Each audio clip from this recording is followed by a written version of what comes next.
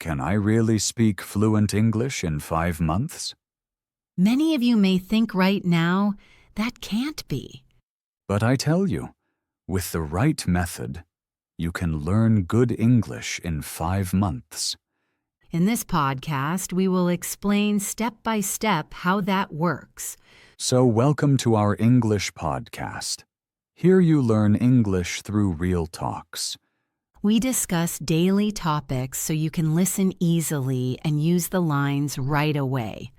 I'm Mike. And I'm Jessica Nice that you are here today. Let's say it clearly at the start. 5 months will not make you fluent automatically. But what does speaking fluent English really mean? Many people hear the word fluent and think at once of perfect English, but that is not always true. Most learners make the mistake of comparing themselves with native speakers.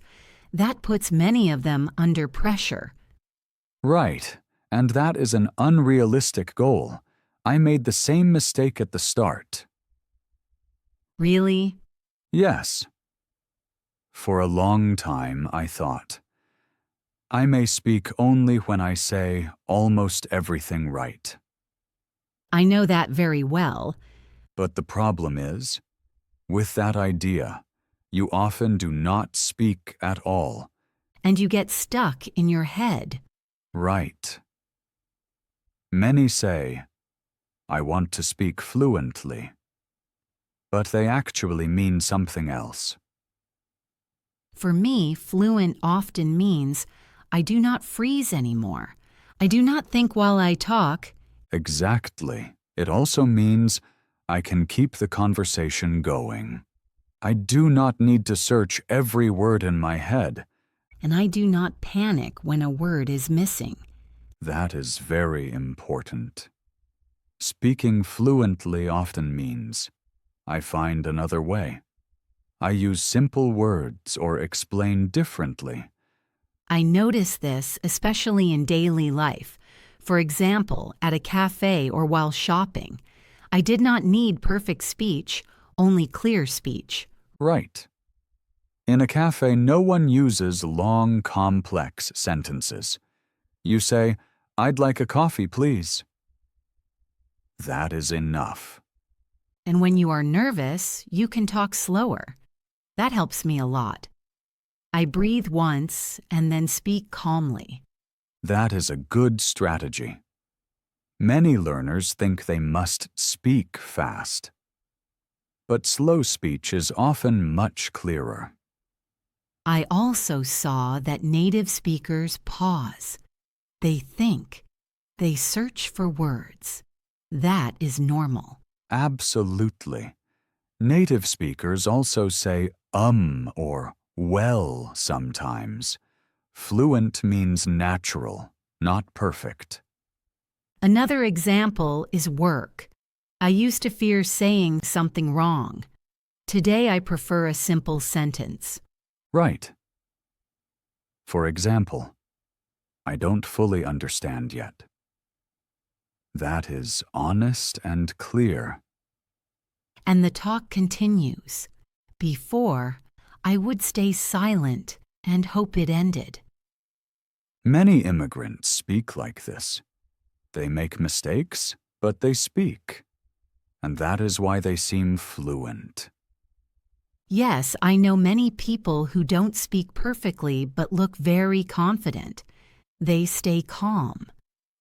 Calmness is a big part of fluent speaking. When you are calm, you find words more easily. I learn to give myself time. I do not say everything at once. I speak sentence by sentence. That is very important. Fluent also means I build my sentences step by step. So do not prepare everything in your head. Right. That only creates stress. Better. Start and keep going. And if something fails, it is no drama. Now we know what fluent speaking really means. It is not perfection, but staying in the talk. The big question is, how do we reach that in daily life? For me, that was a real challenge for a long time. At first, I had much motivation, but it vanished fast. That is exactly what we must discuss. Motivation feels good, but it is unreliable. I'm not fully with you there. Motivation did help me at the start to begin. That's true. Motivation is great for the start, but it cannot carry you over months. Yes, I noticed that. After 2 or 3 weeks, life stepped in. Work, plans, and tiredness. Then learning English is often the first thing to drop. Right? I used to set big goals. Study 1 hour every day. And how long did that work? Honestly, not long. After a few days, I was frustrated. This is a classic problem. Big goals need much energy. So I changed something. I allowed myself to do less. That is an important step. Instead of 1 hour, I said, 10 minutes are enough. That is exactly the point. Small chunks are realistic. But I planned these 10 minutes on purpose. So at a fixed time? Yes, morning worked for me. After coffee, before work. Interesting. For me, it was in the evening. Really? I was often too tired at night. I get that. But my day was calmer then. No more appointments. That shows something important. Everyone needs their own routine. Right. There is no single perfect time. The key is simple. Do not decide fresh each day. Yes.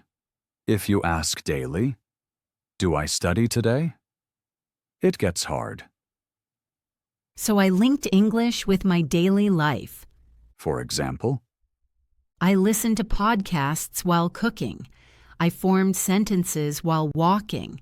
that is very good. Daily life is the best classroom.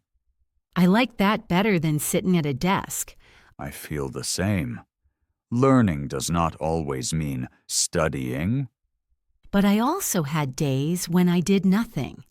and that is totally normal. I used to feel bad for that. And today? Today I say, okay, I continue tomorrow. That is routine. Not perfection, but returning. That removed much pressure from me. Pressure is one of the biggest learning killers. Yes, when I force myself, I learn worse. That's why we say, regularity beats motivation. Motivation gets you started, routine moves you forward. Well said. And routine can be very small. 5 to 10 minutes per day are enough. If you do that for months, you feel the change. Right? Your brain works in the background. Then suddenly you understand more without knowing exactly why. That is the effect of routine. So better little, but often. Yes. Regularity beats motivation. I think many listeners see themselves here. I hope so. This makes fluent speaking realistic. Before we continue, we want to involve you for a moment. Yes, exactly. We talk a lot about routines and daily life. But your daily life is surely very different. Some of you may live in the United States. Others learn English in a totally different country. So we really want to know, where are you listening right now? Are you at home, on the move, or maybe on the way to work? And which country are you from? If you like, write it in the comments. For example, I listen from Spain, or I learn English in Brazil. That helps us get to know you better. And it is also a good little exercise for your English. One short sentence is enough. You don't have to write something perfect. The main thing is you use English. If this episode helps you or feels familiar, give us a like. That way we see which topics are really important for you. And of course, we are happy if you subscribe to the podcast. Then you won't miss a new episode. Now we come to a topic everyone knows. Yes, truly everyone. The fear of speaking. Many learners say, I understand a lot, but I don't dare to speak. The crazy thing is, this fear has almost nothing to do with real English. Right. It is in the head. I know this well. You know what you want to say, but then you freeze. And suddenly you think, my English is bad. Everyone hears my mistakes. Most times that is not true. No. In most cases, you are much better than you think. I often tell my students, you hear your errors louder than others do. That is right. The other person mostly hears only, oh, I understand you. Or, okay, she tries to speak English. That is good. Exactly. No one sits there with an inner red pen. Except maybe you yourself. Yes, we are often far stricter with ourselves than needed. Do you know this feeling at parties? Which one? At first you speak hardly at all. You think a lot. And then maybe a drink comes. Right. A glass of wine or a beer. And suddenly you speak much more freely. Not because the English gets better. But because the fear gets smaller. You think less about errors. And that shows something important. That the problem is not the language. But the fear of making a mistake. And you do not need alcohol for that. No. You need practice and small success moments. For example, short sentences. Or simple answers. I often say, better speak simple than not at all. Yes, a simple sentence is better than a perfect sentence in your head. Many wait for the moment they feel ready. But that moment rarely comes by itself. It comes by speaking. Right. Courage comes after the action, not before. I think that is an important thought. And one more thing. Errors are not a sign of bad English. But of real English. Right. Who makes errors speaks. Who makes no errors often does not speak. And language lives through speaking. Not through silence. Therefore, our tip, start small. One sentence in the cafe. One sentence while shopping. Or a short comment in class. After that, you often feel, it was not bad at all. Sometimes even okay. Or even good. And that feeling stays. And makes the next step easier. Fear does not vanish at once. But it gets smaller every time. And one day you notice, I just speak. And that is a big step toward fluent speaking. Learning English is much easier than many think. That sounds almost too good to be true. Yes, but I'm serious. English is made of building blocks. Words, right? Exactly. Words join again and again. Grammar only links them. So language is no magic, but more like a building set. Right. And here comes my best trick. Now I'm curious. Always carry something to write new words down.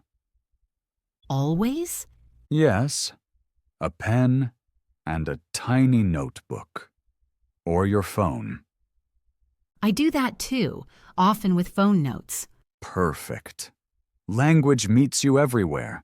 In talks, on the bus, in the store, in shows. Exactly. Each time you hear a word you don't know, you have two choices. Either you ignore it, or you collect it. collecting sounds better. Absolutely. Think of words like playing cards, Not all are important at once, but some appear again and again. and those are the valuable ones. When you write them down, something important happens. You become more alert. Right. Your brain thinks, that is interesting. Later, you notice the word again. In another talk, in a podcast, or in a text. Then it suddenly feels familiar. And that is how language sense grows. Many learners think they must learn 1,000 words at once. That is the mistake. Really, a few words are enough, but the right ones. And you find them in real life. Not only in word lists. Exactly. When you hear a word in daily life, it already has context. You know in which situation it is used, That makes learning much easier. and somehow playful. Yes. You collect words, try them out, and combine them. Like Lego bricks. Exactly. A verb, a noun, an adjective, And suddenly you have a sentence. and then another one, So English feels less serious. and less hard. I remember words better when I write them myself. That is no accident. Writing boosts learning. Even if I check the word only later. Right. You don't need to understand everything at once. Important is that you collect. And stay curious, Then English feels more like a game. and not like a test. That removes a lot of pressure. And that moves you forward faster than you think. Here comes a thought that surprises many at first. Oh, now I'm curious. Most English learners can already speak. Really, it feels very different for many. That is the problem. It feels different than it is. I know that feeling well. I long thought, I can say nothing. But you have already understood a lot. Yes. I could follow talks, read texts, and play podcasts. But speaking still felt impossible. Right. All was in my head, but my mouth stayed closed. This comes from the gap between passive and active knowledge. Passive means I see words when I hear or read them. Active means I use those words myself. And that step feels huge. Yes. But it is smaller than you think, Why? because the words are there. You just must use them.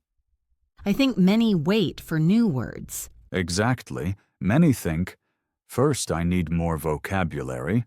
But the words you have are often enough. Absolutely. Let's take a simple example. Okay. You know the words, I work today tired. Yes, I know them. From them you can say, I am tired today. Or I work a lot today. Or, I am tired because I work today. These are 3 sentences with the same words. Right. New mixes, no new vocabulary. That suddenly feels doable And here many block themselves. because they think a sentence must be very good. Yes. Or very correct. Then they prefer to say nothing. Exactly. The first sentence is always the hardest, I know. After the first one, it gets easier. because the fear then gets smaller. And you see, the world does not end. Right? No one laughs. No one corrects every error. Most people are just glad you speak. Yes. Talk works even with simple sentences.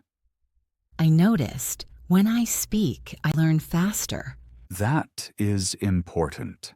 Speaking turns knowledge on. Passive knowledge becomes active. Right. Each time it gets a bit easier, Even when it is bumpy. especially then, bumps belong to it. So the goal is not perfect speech. No, the goal is to use words. Even if they still feel unsure. Right? Language grows in doing, not in waiting. So I don't really need a new course. But courage to say the first line. That is a strong insight. And that is what we want to give you. You can already do more than you think. You only must allow yourself to use it. Then English gets easier step by step. Not overnight, but surely with each line. Let's pause for a moment and step back. Today we talked about many things, about collecting words, courage, short lines, and routine. Maybe you sit there and ask, what will this mean for me in 5 months? 5 months sound many like very little time or a huge job. But 5 months are a realistic span to change much if you know what matters. First, remember one thing. In 5 months, it's not about perfect speech. It's about feeling secure. After about 1 month, most people notice something big. English no longer sounds completely foreign. The sound is familiar. You spot words faster. You may not catch every detail, but you often grasp the idea. And that is huge. After roughly 3 months, your behavior often changes. You think less before you talk. You dare to say a line sooner. It may still be simple, maybe not perfect, but you no longer freeze. Talks feel less scary, and you notice, I can react. I'm not fully blocked anymore. After 5 months, you are likely not fluent in the classic sense, but you are able to act. You can speak in daily life. You can order in a cafe, answer at work, make small talk. You stay in the conversation even when words are missing. For many, that is the real goal, though they name it differently at first. How do you reach that? Not through talent, not through perfect motivation, but through sticking with it. Through small routines. 5 to 10 minutes of English a day can beat 1 hour once a week. Listen to English. Write down words. Say a sentence aloud, again and again. Your daily life is not an obstacle. It is your biggest helper. While walking, cooking, or waiting. You don't need to change your life to learn English. You just need to let English into your life. What I find important here, you may stop comparing yourself, not with native speakers, not with other learners. Every path looks different, but if you do something regularly, you will feel progress even when a day feels slow. Right. Learning is not a straight road. There are good days and hard days. It is not vital that every day is good. What counts is that you keep going, even on days when you are tired or have little desire. That's why we repeat this clearly. Sticking beats talent. The ones who go furthest are not the best. They are those who stay calm, accept errors, and move on. And this is where you are now. You have already started. You listen. You think along. You try things out. This is no longer a beginning. This is already the path. If you have listened up to now, you have already made an important step. You took time to hear English and to think along. That counts. And maybe you notice that learning English does not have to be as hard as it often seems. Sometimes it is enough to take one idea with you or to test a small tip. Exactly. And now we are curious. What was new for you today? Was there a moment when you thought, I can see it this way? or a tip you want to try. If you like, write it in the comments. A short line is enough. For example, I want to speak more, or I want to collect words. That is not only feedback for us, but also practice for you. And if this episode helped you, we are happy about a like. This way we see which topics really support you. If you subscribe to the podcast, you will be with us for the next episodes. We will keep talking about real English from daily life, step by step. Without pressure and without perfection. Thank you for being here today. We will hear each other in the next episode. Until then, keep going. And dare to use English. See you soon.